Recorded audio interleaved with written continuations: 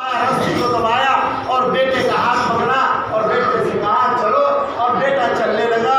تو ابراہیم علیہ السلام کی دل میں خیال پیدا ہوا، اگر میں بیٹے سے نہ کہوں تو ثواب تو صرف مجھے مل جائے گا، اور اگر میرا بیٹا میرے کہنے پر وہ راضی ہو جائے تو ثواب کا زیادہ سے زیادہ حقدار ہو جائے گا۔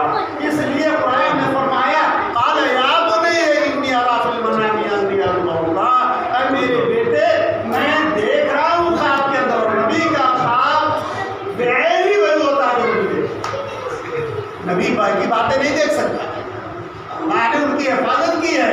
اس لیے جب شرح صدر ہوا ہے، شرح صدر ہو گیا کہ اب اللہ بیٹے کی قربانی مانگ رہا ہے، تو اس وقت کہا کہ یا بنی انی اری فی المنام انی اذبحک فانظر ماذا تری، اے میرے بیٹے میں نے خواب دیکھا ہے۔ آپ حضرات سے درخواست ہے، 7 بجنے ہی والا ہے، اپنے وقت کو فارغ کر کے جلد مسجد میں پہنچے، جماعت کھڑی کر دی جائے گی۔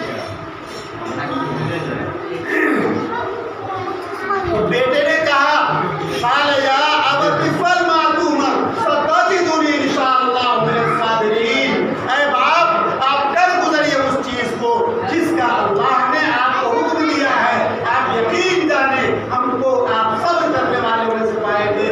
اس لیے آپ کے آباء و اجداد نے جو صبر کیا ہے اور میں نے جو صبر کیا ہے، اب قریب میں بھی صبر کروں گا۔